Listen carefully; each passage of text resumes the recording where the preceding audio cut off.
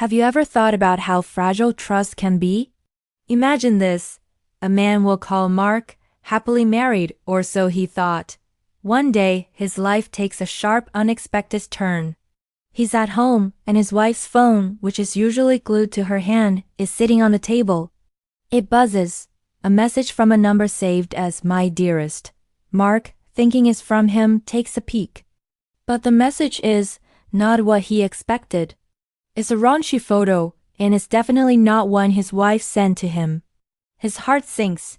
My Dearest isn't him, it's someone else. In that single moment, his world shatters. The love, the trust, the future they built, it all feels like a lie. A cold, hard knot forms in his stomach. He scrolls up, his hands trembling. He sees months of secret messages, secret meets, a whole secret life his wife was living right under his nose. The man she was seeing? It was one of their so-called friends, a guy they'd have over for dinner parties. The betrayal was a double-edged sword, cutting him deeper than he could have ever imagined. Any normal person might confront them, scream, cry, maybe throw a plate or two. But not Mark. As the initial shock wears off, something else takes its place. A chilling, calculated calm. He puts the phone back exactly where he found it. He doesn't say a word. He goes about his day, greets his wife with a smile when she gets home, and acts like nothing is wrong. But behind that smile, a plan is starting to form. A plan for revenge. He realized that a simple confrontation wasn't enough. He wanted them to feel the same humiliation, the same pain that he was feeling. He wanted to dismantle their lives, piece by piece, just like they had dismantled his. So Mark becomes a detective in his own home. He starts gathering evidence, meticulously and quietly. He sets up hidden cameras, not the obvious kind, but tiny ones disguised as everyday objects. A pen on his desk, a clock in the living room. He uses software to clone his wife's phone, giving him a live feed of every text, every call, every secret rendezvous they planned. He becomes a ghost, watching their affair unfold in real time. He listens to their whispers, reads their declarations of love, and watches them together in his own house, sometimes even in his own bed. Each piece of evidence is a new twist of the knife in his gut, but it also fuels his resolve. He saves everything, photos, videos, chat logs, to a secure encrypted hard drive. This isn't just about anger anymore. It's about strategy.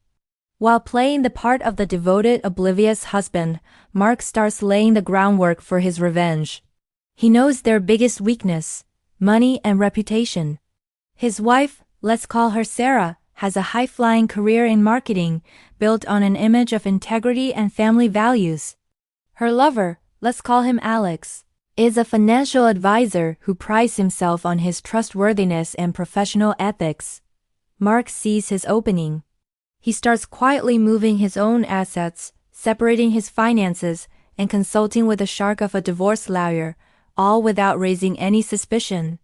He learns about Alex's business, his clients, his vulnerabilities.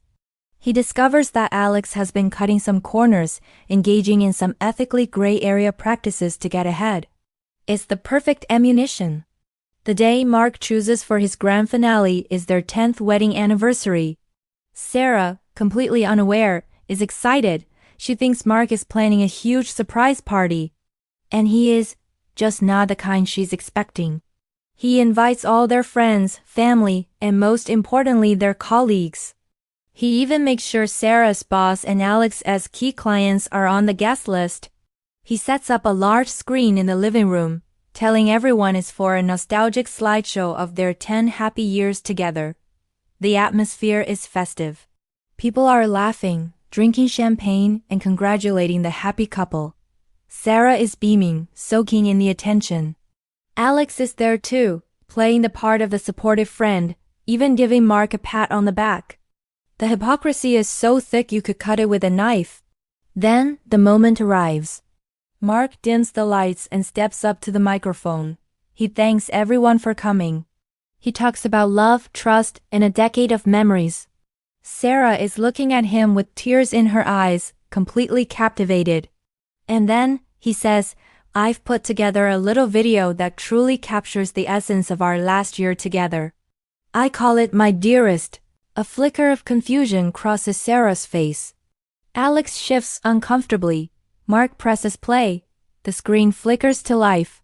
But instead of happy vacation photos, the first thing everyone sees is a text message.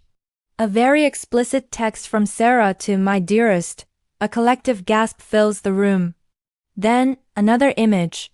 The raunchy photo that started it all. The room falls silent. The slideshow continues, a devastating compilation of the evidence Mark has been gathering for months. Secret messages, audio recordings of their phone calls planning their next tryst, and then, the video footage, the hidden cameras. Clear as day, Sarah and Alex together in the marital home. The betrayal is laid bare for everyone to see. The scene is one of pure chaos. Sarah's face is a mask of horror. Her boss is staring at her, speechless. Alex looks like he's seen a ghost, his clients slowly turning to look at him with disgust. Some people start to leave immediately, not wanting to be part of the carnage. Sarah tries to scream at Mark to stop the video, but he just stands there, watching her world crumble with an unnervingly calm expression. Her reputation? Gone. Her career? In jeopardy. Alex's professional life? Utterly destroyed. He had already sent an anonymous package to the Financial Regulatory Board with detailed proof of Alex's shady dealings. His downfall was not just social. It was professional and absolute. After the video ends in the deafening silence, Mark simply says, "The divorce papers will be served tomorrow." Oh, and Alex? You might want to get a good lawyer. Not for the affair, but for your business. He then turns, walks out of his own party, leaving the wreckage behind him. He had lost his marriage, but he had taken back his dignity and his life. He orchestrated their downfall so perfectly that they never saw it coming. It was a cold, calculated, and devastating revenge. Some might say he went too far, but for Mark, it was the only way to close a chapter that was written in lies. He knew healing would take time, but as he walked into the night, for the first time in months, he felt a sense of release. He was finally free. If you or someone you know is going through a tough time with relationships or mental health, please remember that talking to a professional can help. There are resources available, and you don't have to go through it alone. Thanks for watching, and if you found this story compelling, be sure to subscribe for more.